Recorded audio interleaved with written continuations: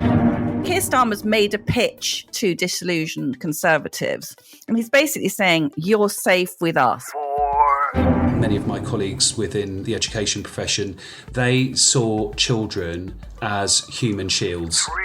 3. Both Starmer and Rachel Reeves looking a darn sight more impressive than the Conservative lot last week. 2. Look, the minute you cross the threshold of Pearson Towers, you're straight into Gavin and Stacey mode. I've seen you in your slippers and your rollers, but anyway. 1. We have liftoff. Welcome once again to Planet Normal, the Telegraph podcast with Allison Pearson. Hello. And me, Liam Halligan. A rather delayed hello there, co-pilot. Do wake up. Greetings from the Labour Party conference in Liverpool, where delegates are streaming home. No train strike this week. Not like when the Tories had their Conservative Party conference in Manchester. And I have to say, Alison, there's been an air of happiness and excitement at this conference, with delegates sniffing power. While Rishi Sunak gave a pretty flat speech to his party faithful, Keir Starmer is widely viewed to have delivered the performance of his life. That's a pretty low bar, given that the Labour leader's not known for his charisma, but there has been chatter here in Liverpool that Labour could be on the verge of a 1997-style landslide victory. While Labour are clearly odds on to win, we could still be a year away from a general election though, and lots of things can happen. And Keir Starmer lacks the campaigning skills and broad appeal of a young Tony Blair. But overshadowing these political parlour games has of course been the shocking developments in the Middle East, not least the explosion of violence between Israel and the Palestinian terrorist group Hamas. This latest spate of murders, destruction and hostage-taking has shocked us here in the UK, and indeed it has shocked the world. Any talk of a two-state solution currently seems absurd. You devoted your entire column to this subject this week, Allison, and rightly so. There's a link to the show notes in this episode, and we'll come on to that soon.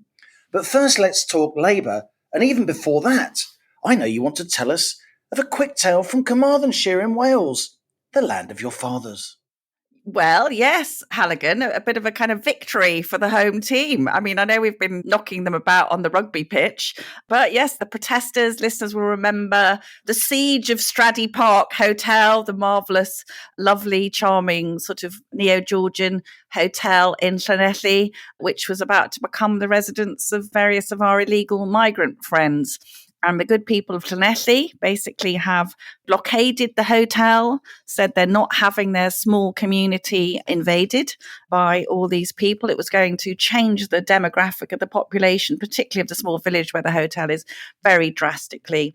So they mounted this defence, and it's Home Office 0, Wales 10. They're not going to do it. They're not going to put them there. Well, let's hope that's the score when the Welsh play the Argentinians on Saturday, in the World Cup quarter-final. You've certainly done pretty well. 4 wins out of 4, I believe. I know. I won't gloat. It's unseemly. I mentioned it because you didn't. Oh, hang about.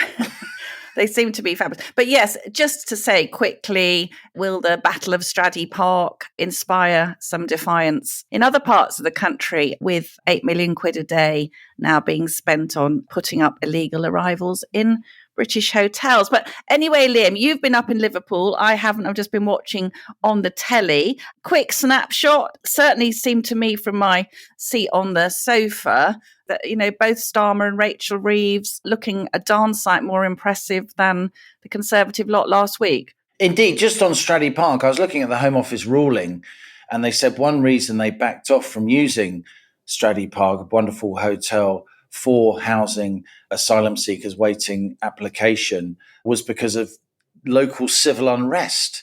Crikey, I mean, that's just going to encourage a lot more local civil unrest. Oh, you want a bit of civil unrest now? Give them some Welsh sugar, boys. Give them some Welsh sugar. We're very quiet people, but when we're roused, you don't want to mess with us. As you know, co-pilot, don't go mucking with South Welsh women, I tell you. God, Cambridge really knocked your Welsh accent out of it, you didn't. You can even say Llanelli, like they used to on Ivor the Engine. But anyway. The minute I cross the River Severn, I'm straight back into Gavin and Stacey mode, of course, you know. Look, the minute you cross the threshold of Pearson Towers, you're straight into Gavin and Stacey mode. I've seen you in your slippers and your rollers. But anyway, less said about that, the better. So look, it has been, I must say, an impressive Labour conference. Rachel Reeves gave a speech on Monday to the party faithful that was very, very long on crowd-pleasing, tub-thumping rhetoric, very, very short on spending pledges and policies that actually involve more government borrowing. And I think that was probably right. Keir Starmer then gave a speech on Tuesday, which was the best speech I've ever seen him give. I think he was kind of helped by the fact that he was attacked by a moron from Surrey, inevitably. Yeah. Apologies to all our Planet Normal citizens in Surrey, but a nice, well-bred boy from Surrey who shouted something along the lines of "the citizens must decide" or something. Well, you live in a democracy, mate, so why don't you use your vote rather than sabotaging the democratic process? But he handled it well. Yes, he did. He handled it so well. There are some people in the bars at party conference saying that must have been staged to sort of get the crowd on side, and so he could take his jacket off and then look like Tony Blair fortuitously rather than deliberately, and then all the Starmer sparkles headlines and so on. I don't think it was staged, because there are constantly people trying to get into party conferences. But what I do think is that you have to ask questions about security here. You know, when the likes of me goes to a party conference, not least with my dodgy Hibernian background, shall we say, you go through a lot of security checks. Even someone like me who's been going to party conferences for many more years than I'd like to admit. But for somebody who clearly had malintent to be able to get that close, I mean, indeed, put his arm round, and if he wanted to, wrestle to the ground the leader of the opposition on primetime national television when the world is watching, just blows the mind, really. Very, very worrying. But I do think it helped Keir Starmer, and he gave a speech which, again, was very long on rhetoric and short on costed policies. I guess the centerpiece of his speech, he must have been reading my Telegraph column last week, of course, because whereas Rishi Sunak didn't mention housing at all in his speech, an issue which we know is of huge importance to so many, not just young people, but their parents, their grandparents, young kids paying so much money to rent, so few of them now able to get on the housing ladder, 25 to 34-year-olds spending more of their monthly wage or weekly wage on their housing costs, whether they rent or buy, less likely to own a home than any generation since the 1930s. And so Starmer went big on housing. He's talking about a new wave of post-1945 style Labour new towns, of course. It was the 1948 under Clem Attlee Town and Country Planning Act, which launched new towns, the likes of Stevenage, Crawley, Harlow, Corby. You know, lots of people will be sniffy about new towns, but a lot of my relatives from Ireland who started out in bad parts of London moved to new towns and had really happy lives there. Yeah. Milton Keynes was pretty much opened, if you like, the year of my birth in the late 60s. And again, the bien pensant media class are sniffy about it, roundabouts and concrete cows and so on. Endless surveys of happiness show that people in Milton Keynes are among the happiest in the UK. More companies form per head in Milton Keynes than any other place in the country. The real problem, Allison, is that we haven't built a new town, a new settlement in my lifetime, and I'm the wrong side of 50. And yet during that period, the population's gone up by 15 odd million. I think that's right. And of course, we can look back to even before then. The train I take into London goes through Welwyn Garden City and Letchworth and places like that, which were built as ideal towns for people moving out of London. And I think that's precisely what we need. And I think what you're pointing out, Liam, is that I simply couldn't believe the Rishi Sunak speech, because if you'd asked a sort of, random 10,000 British voters to jot down their major concerns, I don't think, let's switch the A-level to a baccalaureate. Baccalaureate, what's that? And, stopping kids smoking, which although, a noble long-term aim, has got sort of bugger all to do with the price of fish, has it? I mean, it was absolutely incredible. And I think all credit to Labour for majoring on things like housing, cost of living. Do you remember before, they were obviously being super cautious. They do not want a single mistake, do they? Because they can feel power now. As you said, they can sniff it. And I think it was in 1996 that somebody said, I can't remember, you'll know who it was, not Gerald Kaufman, someone like that said that Tony Blair approaching power was like seeing someone carrying a Ming vase across a highly polished floor. Don't drop it, don't drop it. But apart from the being super cautious, I mean, mean, it seemed to me as a Conservative voter, although I did vote 3 times for New Labour, it seemed to me now as notionally a Conservative voter, but like so many Conservative voters, massively disillusioned. So Keir Starmer's made a pitch to disillusioned Conservatives.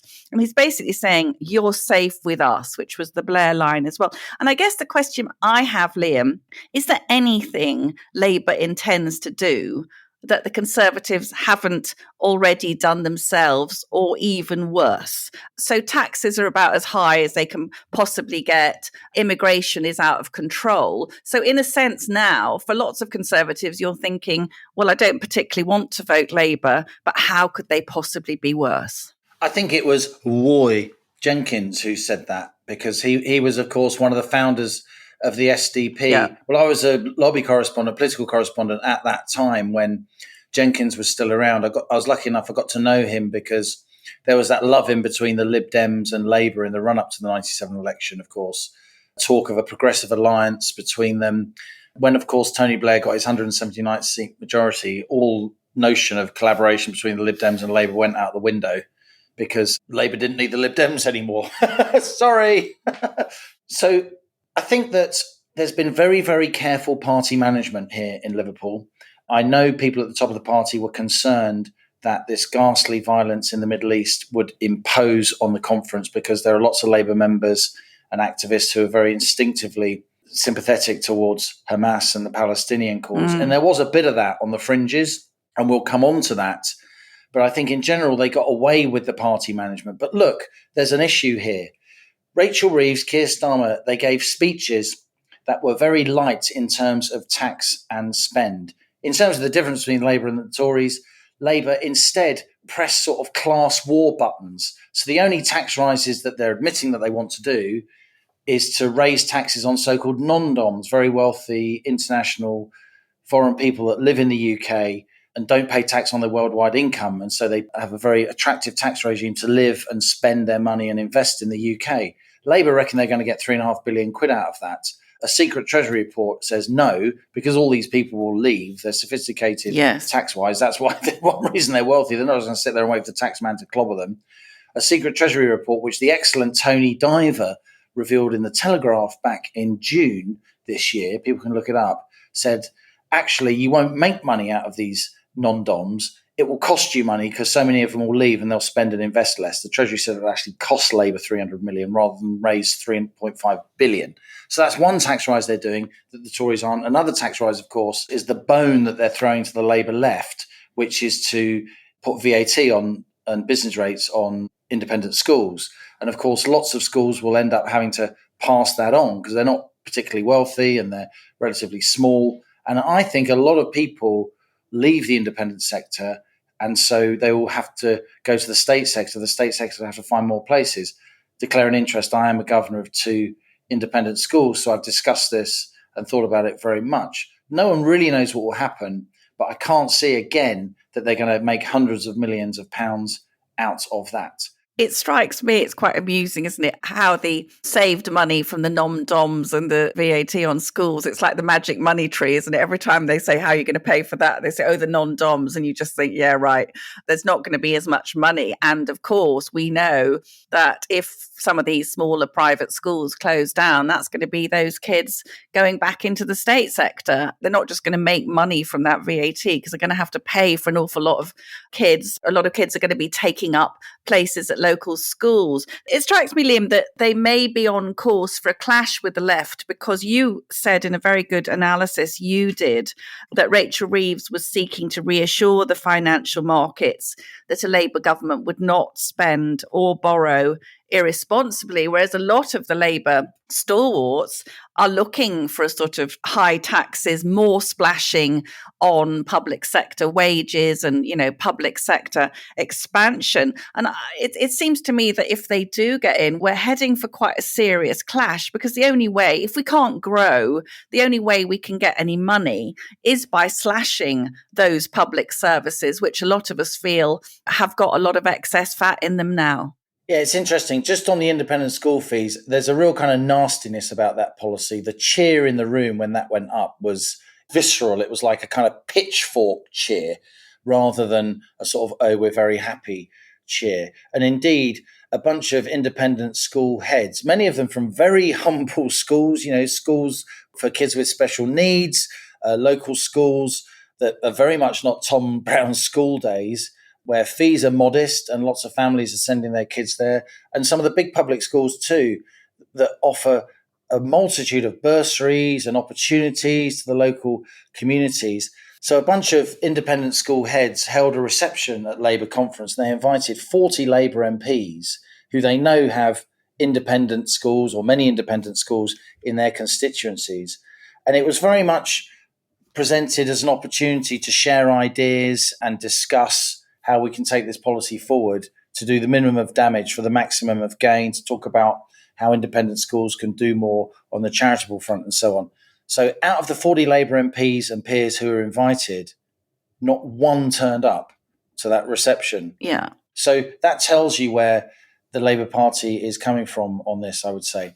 And on the broader picture, Rachel Reeves spent almost no money in her speech. Keir Starmer spent almost no money in his speech because they both know to their fingertips that financial markets would take umbrage if in the run-up to any Labour government, they were laying out big spending promises. Just last week, Allison, government bond yields here in the UK hit a 25-year high. What does that mean in ordinary language? It means the government has to pay more now in interest to borrow than at any time since the late 1990s.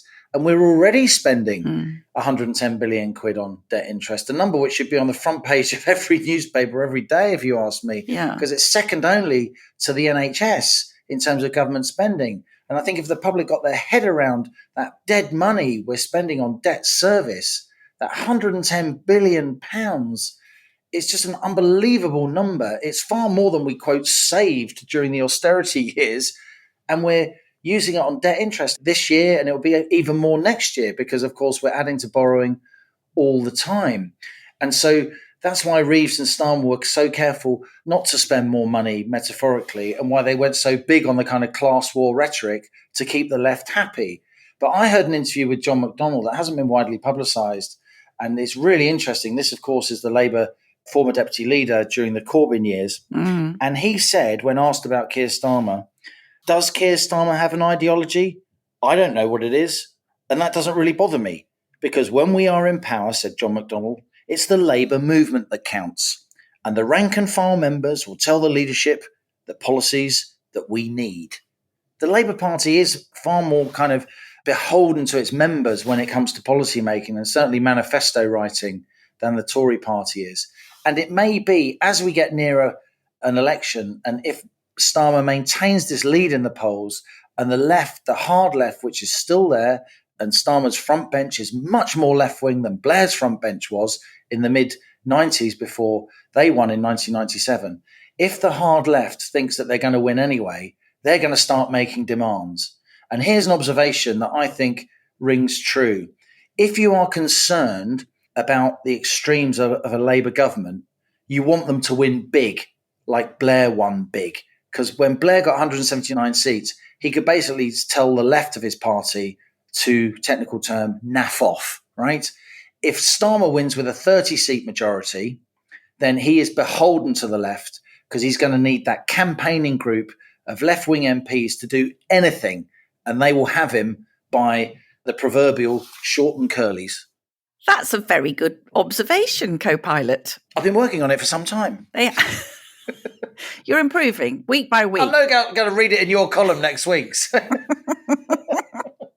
I noticed they do have to win 123 seats. But of course, after last week's very resounding victory in a Scottish by-election, there is clearly some hope that they'll be able to take some, if not all, of those 40 Scottish seats that they lost back. And that's going to give them an advantage. It was interesting, wasn't it? Although they were being quite modest and anxious, Rachel Reeves did say, when we next meet, I intend to address this hall as Britain's first female Chancellor of the Exchequer. I've got no issue with her, Liam. I have got concerns about the calibre of a lot of that shadow front bench. As you say, scratch the surface of the respectable middle of the road ones and you get some very, very extreme views, which I think I won't vote for them, whatever reassurances they give, because Keir Starmer last said that 99% of women don't have a penis.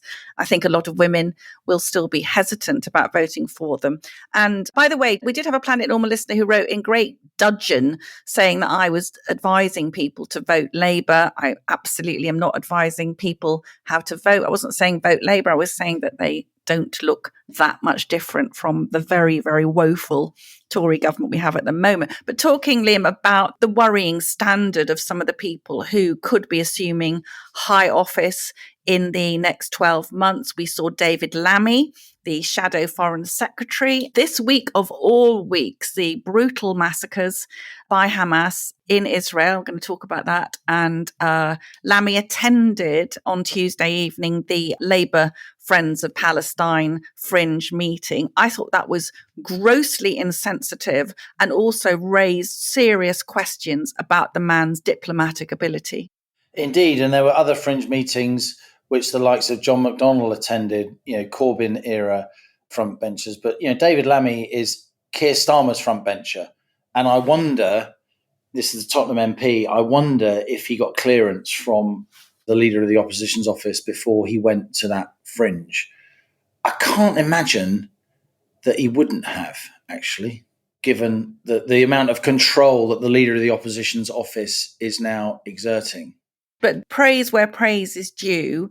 They did have a minute silence. You were there, weren't you? They had a minute silence for Israel. And it was very moving. It was moving. And Starmer has gone out of his way twice, both in his speech and on the Today programme yesterday, Wednesday morning, to say that Israel has a right to defend herself and that Hamas is to blame.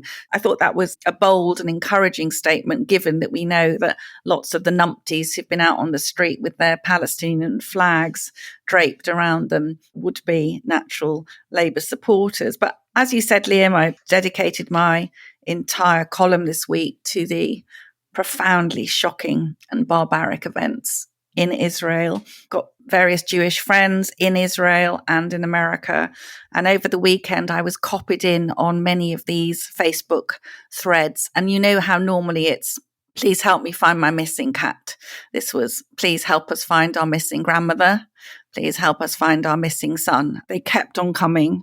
And it's so dismaying. There are huge numbers of things. We could dedicate the whole podcast. In fact, we could dedicate a month of podcast to teasing out all the elements. But as everyone knows now, Hamas breached supposedly the best security and intelligence in the world to massacre over 1,000 Israelis in one day. And that included, we've obviously seen grandmothers being carted off, little children. Over 150 people are in Gaza right now as hostages. And we've never seen videos like this of defiled young women being manhandled into jeeps and open top trucks. And at the centre of it was something I think you and I can relate to very well, was the Supernova Festival in the Negev desert, very near the border with Gaza. It was a peace festival, Liam, billed as a journey of unity and love. A lot of very liberal, young Jewish people who would have a lot of sympathy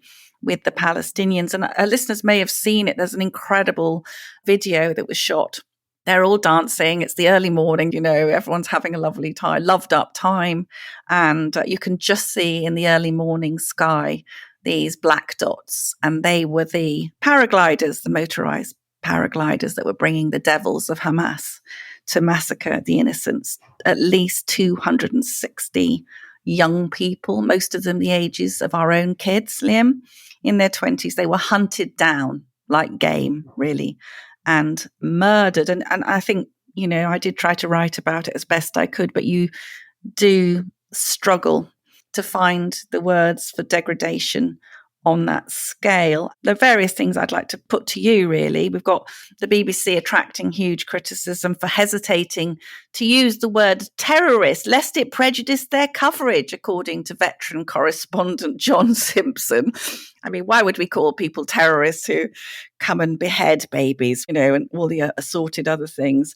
We've also seen those disgraceful pro-Palestinian rallies on the streets of London and other Western capitals. Gas the Jews, they shouted outside the Sydney Opera House, British police not wading in as they do for any minor hate crime on the internet. And then sad, very, very sad, British jury, very scared. School children being told they don't have to wear blazers to school in case they are identified as Jews. I know you'll agree with me when I say it's completely unacceptable for Jews to be scared in their own country. So lots to talk about, but I'm just going to say this marks for me a historic crossroads. Normally what happens when there's been atrocities, Israel gets a few days leeway.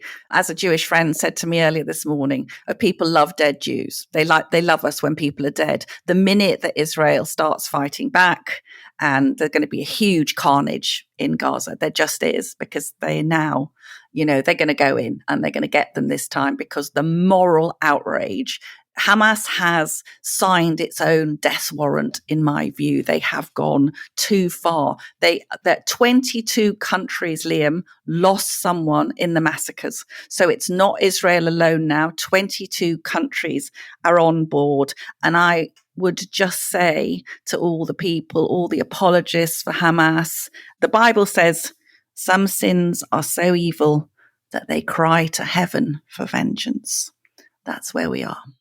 Ghastly scenes, Allison. I heard a lot of fringe meetings where the cameras weren't at Labour conference, where it got quite heated. You had people pointing out all the excellent points that you've made. You had other people pointing out that lots of Palestinian kids are dying too. It reminds me, it put a knot in the stomach, the way the Troubles in Northern Ireland used to put a knot in my stomach, because I grew up in a part of North London, a working class part of North London. I grew up with many Jewish families, taxi drivers, greengrocers, those families completely inspired me. They're the reason I went to university, did a huge amount for me. And this trouble absolutely moves me. How ironic, it's 50 years on October 73 from the ghastly Yom Kippur War. I wouldn't be an economist if I didn't point out that led to a massive escalation in the oil price. The Arab world flexed its OPEC muscles and really squeezed the West. It's when cars in America went from being big gas guzzlers to small Japanese compacts to save fuel. The Yom Kippur War completely changed geopolitics, a huge event. In some ways, we're not there yet in terms of the geopolitical fallout, but we could get there, not least because the Americans are now much more energy self-sufficient. They're not entirely self-sufficient, but they're not as reliant on OPEC as they used to be. But that leaves Europe exposed energy-wise if indeed oil prices shoot up, gas prices shoot up as a result of this. And there are some signs that they are already. But of course, the real historic comparison here, and it would be churlish not to mention it, isn't 1973. The real historic comparison here is the 1930s and the absolute human horrors that followed. And you can hear it in my voice. Such an awful development.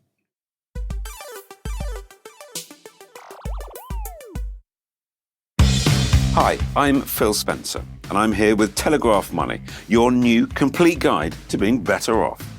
From saving and investing to pensions and, of course, property. Telegraph Money puts a wealth of expert opinion plus useful tools and calculators right at your fingertips. Explore more from me and our personal finance experts now. Search Telegraph Money today.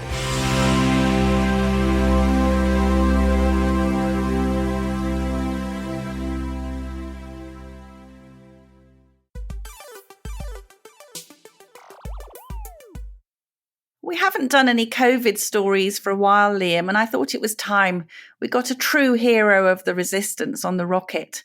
For 19 years, Mike Fairclough was headmaster of West Rise Junior School in Eastbourne. The school won awards as Mike's young pupils learnt skills like beekeeping, water buffalo breeding, and even shooting. Mike Fairclough outlined his theories that children would thrive if they were challenged in books like Rewilding Childhood and Playing with Fire, Embracing Risk and Danger in Schools. Always putting the safeguarding of children first, Mike was one of very few teachers to speak out publicly against lockdown. He was also the only British head teacher to oppose the COVID vaccines for children because he considered the kids were at no risk from the virus and should not have an unnecessary and undertested medical treatment. For that heresy, Mike Fairclough was martyred by East Sussex County Council. He was cleared of misconduct in several investigations, only to have new charges levelled against him.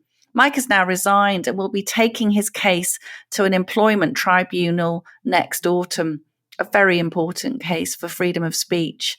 His mental and physical health has suffered enormously.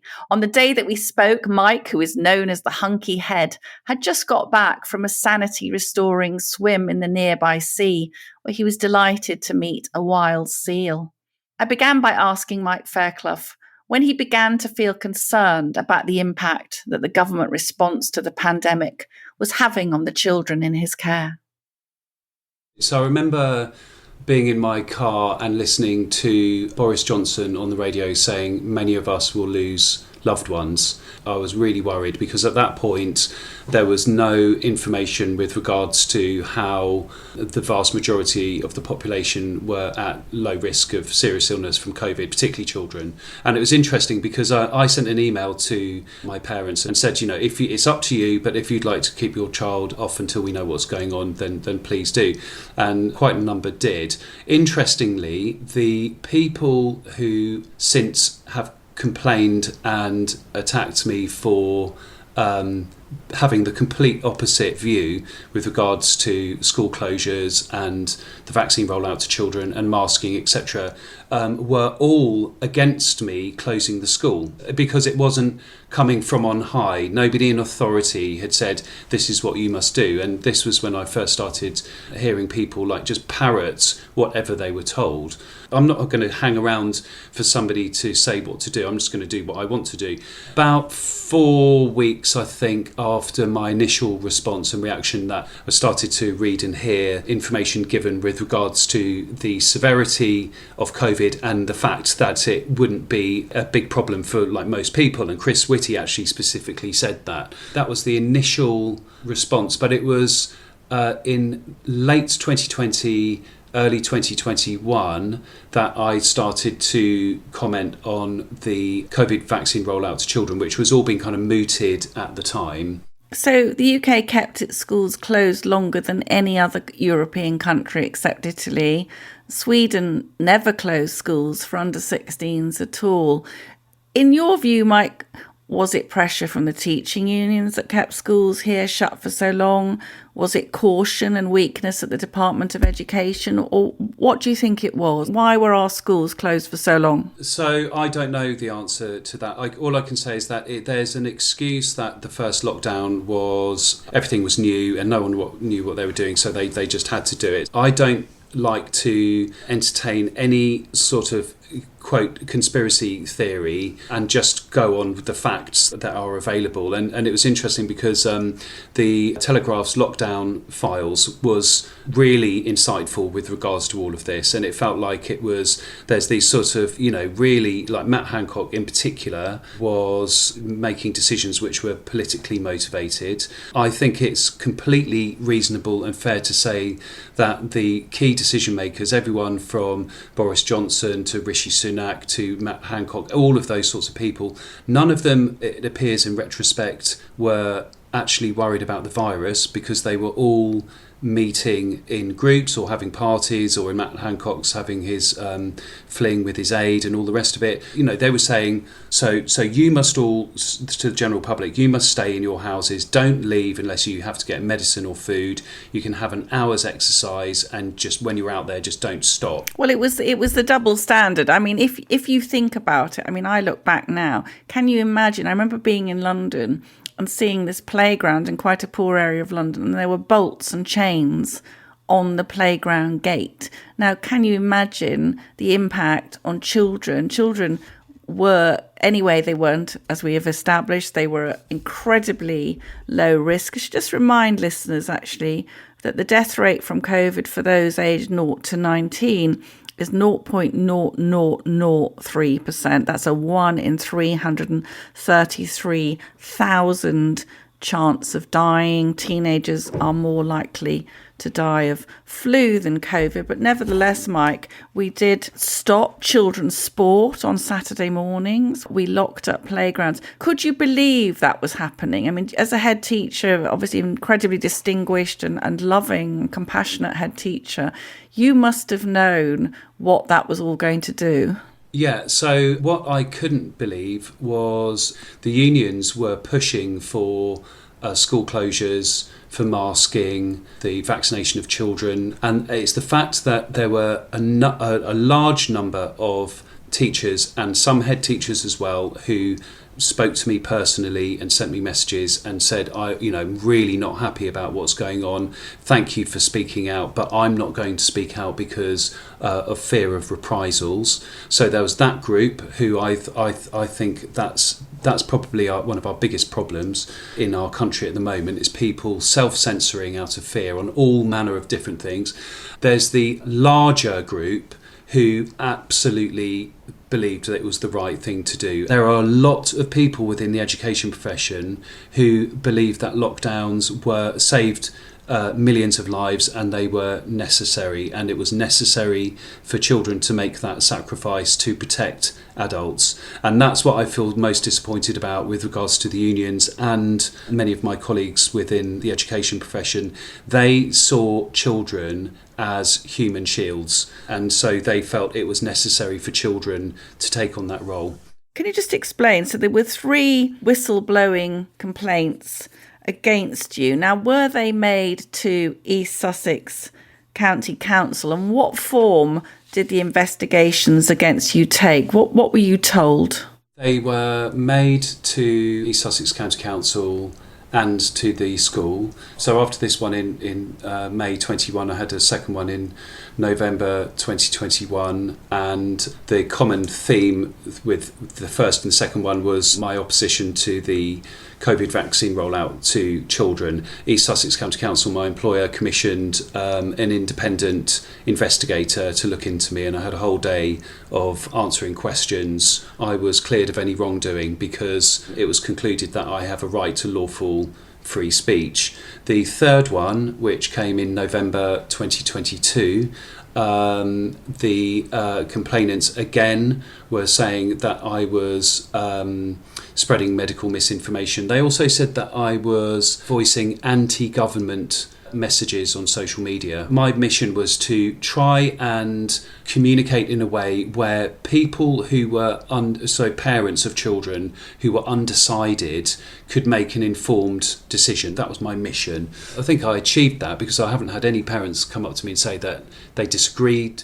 This third complaint was much more sinister because they raised the complaint under Prevent, which is the government's counter-extremism department. I was also reported to the Department for Education Counter-Extremism Division and to Ofsted and to the Children's Commissioner, etc. The counter-disinformation units and the 77th Brigade, etc. were eyes off your traditional Islamic terrorists and all the rest of it, and on to domestic citizens who were questioning government policy on COVID.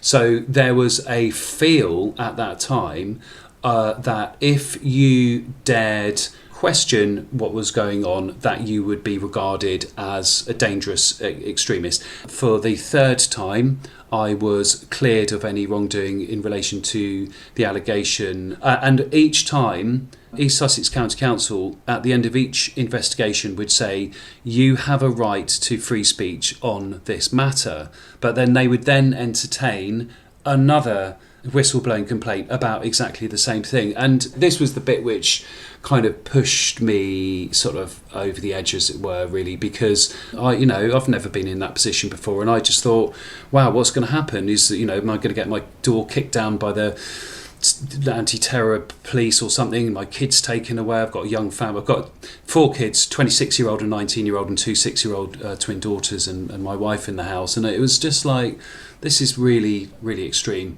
I had a great reputation before. It's like, like 19 years as head teacher, 30 years in the profession. And bearing in mind, the things that I've done at the school have been previously so controversial that I would have expected people to have complained and maybe in retrospect think, wow, Yes, I was just going to come to that. So you resigned as headmaster of West Rise in September, alleging serious breaches of contract by East Sussex County Council. You say you consider yourself to be constructively dismissed. Did you feel you were unable to stay on? Yeah, I said to East Sussex County Council, right, I can understand if they or the school were to receive a complaint about something else, they would need to investigate it, But I said to them, if you were to receive the identical complaint with regards to my campaigning about the COVID vaccine rollout to children, bearing in mind that I feel that that's possibly going to come back again. I think it's such a great great business model for Big Pharma and everyone else. I can't see why they wouldn't want to continue it. So I've wanted to continue to campaign and to exercise my right to lawful free speech on this matter. And I said, could you just say, guarantee that if you got that exact same complaint, bearing in mind on 3 occasions you've told me that I have a right to free speech on that matter, will you not investigate me? And they said that we're unable to say that we will not investigate you. So this was essentially using the in my view the whistleblowing process to silence disapproved of views. I have a right to lawful free speech. This is clearly in my view discrimination. And this is now the basis of a claim you're taking to an employment tribunal in November 2024. That's next year. What are you hoping to get out of that? I've got the brilliant support of the Free Speech Union, and there's the Chief Legal Counsel there, Bryn Harris, has been great. I've also got the most amazing barrister on side called Paul Diamond, who is the leading civil liberties barrister in the country. This is a case which could set a precedent. In order to take it to the tribunal, I've had to clarify what it is that I've been discriminated against. So I've had to clarify and describe what my philosophical belief is. And my philosophical belief is as follows. I have a strongly held philosophical belief in the importance of critical thinking, freedom of speech, and safeguarding children. I think that's particularly important now, because what that basically means is I think about things and then I talk about things in the interest of safeguarding children. And if you look at what's happening in the education sector at the moment, particularly around gender ideology, or even going back to what I've been campaigning about throughout the pandemic, so masks and the school closures and vaccine rollout to children, etc., there are lots and lots and lots of colleagues, as I've said, who know that there are lots of things wrong and who think about these things and privately say, I don't really agree with what's going on, but they don't say anything about it, which is that free speech aspect. So they might be critical thinkers, but they don't exercise their right to lawful free speech, and they certainly don't then fulfil their legal obligation to safeguard children against harm. This case could set a precedent moving forward for people in the workplace with regards to free speech. It's a very, very important one for protecting children. Mike, were you surprised or disappointed by the failure of these organisations, which are designed for children's welfare, to speak out at the time? And not only that, but Gillian Keegan, the Education Secretary, I nearly went through the roof. She said recently that they couldn't rule out closing schools again in the future. I thought, are you out of your mind, woman? Were you disappointed? It's disappointing. It's virtue signalling.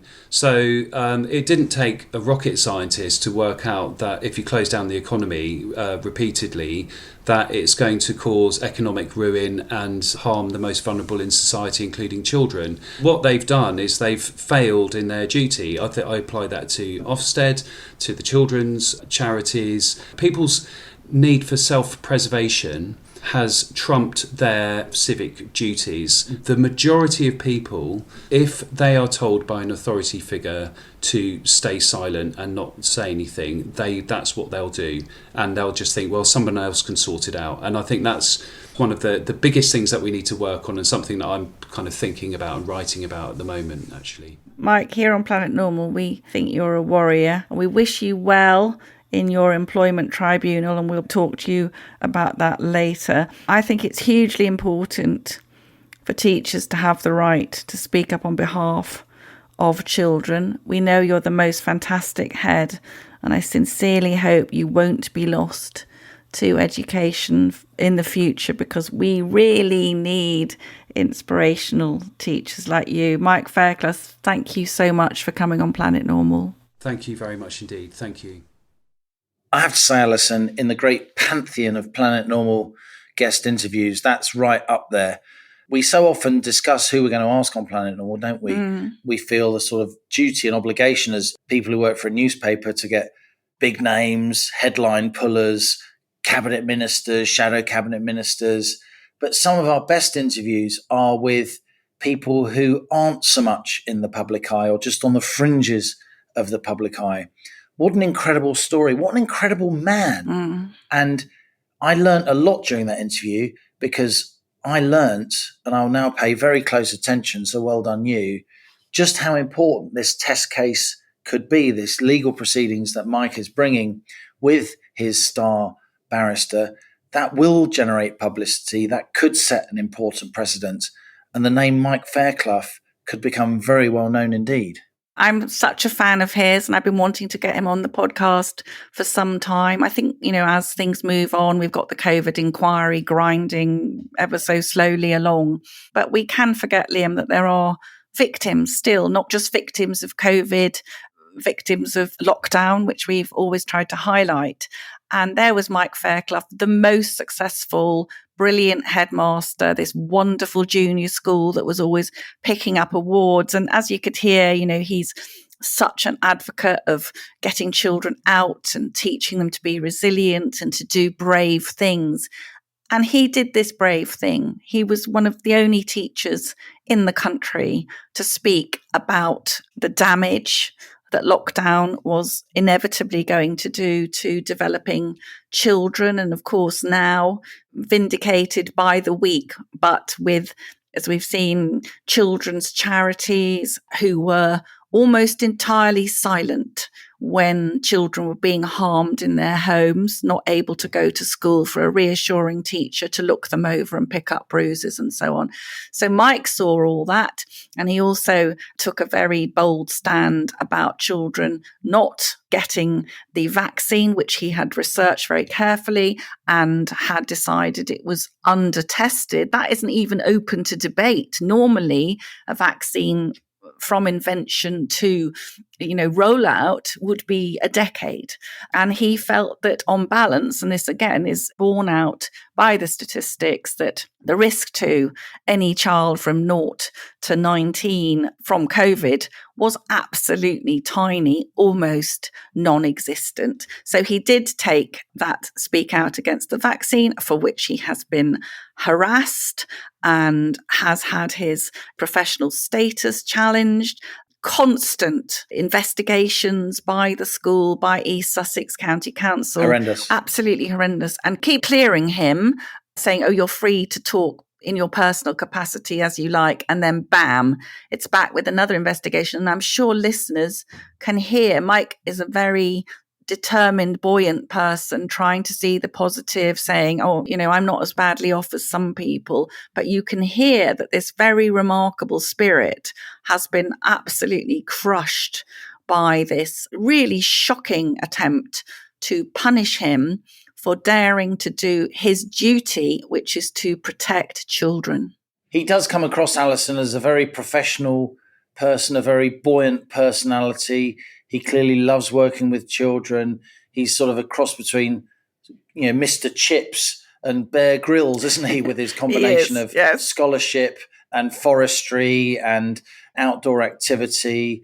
I mean, the kind of guy I wish had taught my children, though I must say my kids were lucky enough to have many excellent teachers Anyway, I think it's worth pointing out, Allison, we spent this entire podcast, understandably, rightly, on the Labour Party conference, on what's going on in the Middle East. It's been a while since we've talked about COVID, but beyond the headlines, Allison, this COVID inquiry is happening. It is going on. In the last week, we heard from Anne Longfield, England's former Children's Commissioner. She told the inquiry that kids will be living in the long shadow of COVID for the next 2 decades. She told the inquiry to keep schools shut while pubs were open was a mistake. I do think some of the testimony of this inquiry is good, but I still worry about the scope of the inquiry. The inquiry, it seems to me, it's hearing this testimony, which very few people will read, and is barely making any headlines, even though it's absolutely sensational stuff. But I don't think the inquiry is interrogating the decisions that ministers made. I think it's all about, lessons will be learned and we'll all move on and we're all good chaps. This doesn't seem to me like an inquiry with nearly enough teeth to reflect the absolutely massive implications of lockdown for our civil liberties, for our economy, for our children, for the entire way the country's governed, for our entire political philosophy.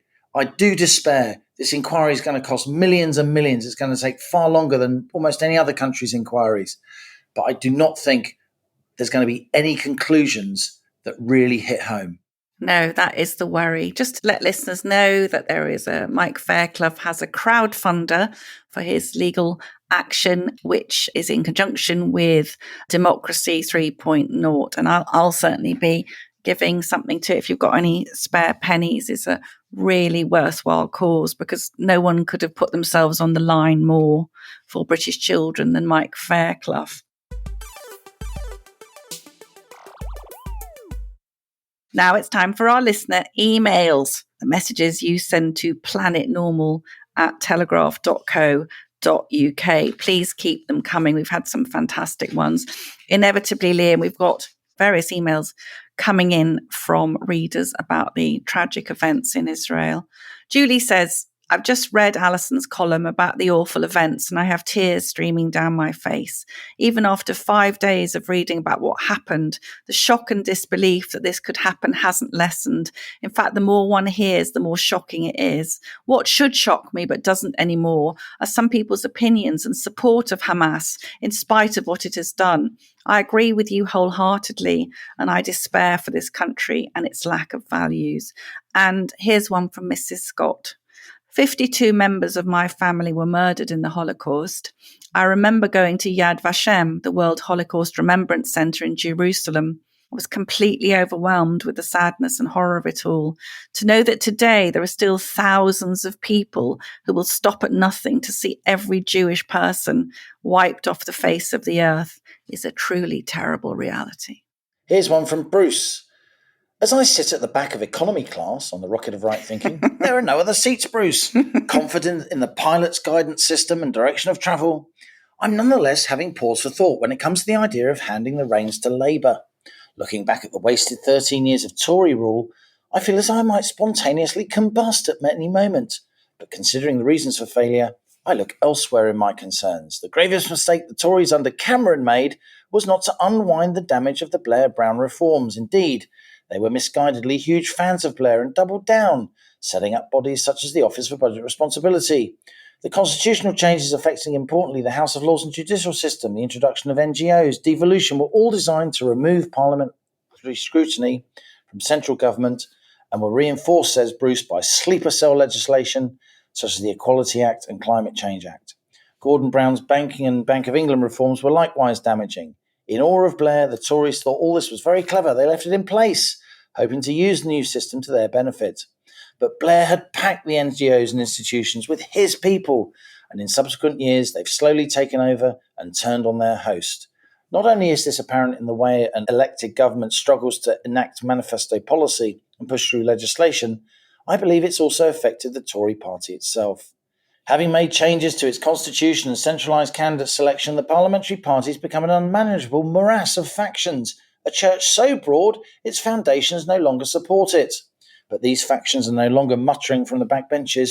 They drive policy because they have redress to the aforementioned NGOs and legislation.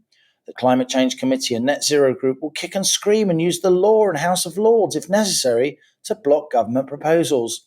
The same with immigration, diversity, the NHS and so on. So you say more reason why the Tory party needs to be destroyed. Part of me agrees. It certainly needs reform and to revisit its roots. But before we lapse into a state of false security based on Labour's lack of fiscal headroom and the unlikelihood the EU will ever offer acceptable terms for us to rejoin, we should keep in mind who has their hand up the back of the ventriloquist dummy known as Sir Keir Starmer. I fear we'll end up with a new Labour redux, a completion of the Blair project and all the damage it's wrought on this great nation. Starmer wants to be backslapping in Davos rather than debating in Westminster. There are signs the Tory party might reform, helped by strong opposition from the Reform Party and civic movements like Together and academics like Matt Goodwin. The Conservative Democratic Organisation is pushing on the Constitution. New Conservatives and others are pushing on policy. What we need and must hope for is a new restoration. Maybe, just maybe, we're still in the last chance saloon. The alternatives are not just bleak, but I think existential. I'm indebted to Planet Normal for some semblance of sanity. Best regards, Bruce. Well done, Bruce. You can be the Prime Minister. This is from Josh. Dear Allison and Liam, I very recently met Halligan on a street corner in Liverpool on my return from the gym. I must thank him for obliging a photo and a shake of the hand, but also to add my gratitude, including that of my family, for you and Allison, plus so many others that have boarded the rocket of right thinking. Like countless others, you kept us all sane throughout the dark times of lockdown and beyond. I forgot to ask Liam to pass on my thanks to Allison. Well, he wouldn't have done that anyway, Josh, to be honest. We never pass on thanks. We're men. Particularly on behalf of my sister, who wrote into the podcast in the dark days of lockdown on the occasion of her pregnancy challenges and railing against inhumane restrictions in hospital. Alison's warm words and articles were of great comfort to her, as well as many more, I'm sure. I work at sea, says Josh, but hope one day to attend a Planet Normal event where I hope to meet the other orthogonal to the orthodoxy co-pilot. She's the better half. Keep up the podcast. I never miss an episode. Many thanks and kind regards, says Josh. What a lovely email from Josh, and it was very nice to meet him. Amazingly, actually, lots of people at the Labour Party conference came up to me and said, "Oh, I love Planet Normal." I don't tell my friends. We're a guilty pleasure. We are a guilty pleasure indeed. Here's an email from Dudley. He's sending us a picture from a cake shop window. I couldn't believe what I saw at our local Wenzel's bread shop in Hitchin, said Dudley, whilst appreciating that a man's pastry appendage might easily break off. It is sad that gingerbread man is now a gingerbread person, obviously a casualty of wokery, or whatever that up-to-date term is. Long may you carry on. Regards, Dud. I think that's a little part of shrinkflation, isn't it? You get a little bit less for your money when gingerbread men are gingerbread people. Gingerbread person. They'll be coming for you next, Halligan. No red-blooded male is safe. And finally, from David, Enoch Powell's infamous Rivers of Blood speech was actually given in April 1968, not 69, as stated in your latest podcast. I'll get my coat. Thanks, David, for pointing that out. We do strive for accuracy, but every so often one slips through. And so that's it from Planet Normal on that bombshell as we leave our sanctuary of sweet reason, our flying refuge of reasoned views. Email of the week. It's my turn this week, and I think it has to go to Josh. Because, Josh, it was really nice to meet you. Oh. Thanks for saying hello. So, Josh, send us an email to planetnormal@telegraph.co.uk. Put in the subject heading mug winner. Give us your address, and we'll try and get the Planet Normal mug to you before you go back to sea so you can take it with you and it can roam around the world. If you enjoy Planet Normal, please do leave us a rating and a review on Apple Podcasts or Spotify. They're extremely cheering to read those remarks, and it does really help other people to find us as well. Before we go, 10-second cat update. How much? Have you got a sort of massive thermometer in the corner of your living room, like a Blue Peter appeal from the 70s, as the amount of money that comes in goes up? Camera points to it, but in your case, it's the amount of money going back to the door. This is a 5-figure cat. Can we just confirm that? It's costing you at least 10 grand to get this rancid moggy back from Turkey. She's looking very healthy on all the money I'm sending to Turkey too. Do you remember when Dennis Healy had to call in the IMF? I think that's where we are. Yeah, she's arriving in, I think, the 12th of December. So you'll be her first visitor, Halligan. Crikey. And as we speed away from our beloved planet Normala, the madness of planet Earth comes back into view, thanks as ever to our producers Isabel Bouchard, Elliot Lampitt, Cass Ho, and Louisa Wells. Stay safe and in touch with us and with each other. Until next week, it's goodbye from me. And it's goodbye from him.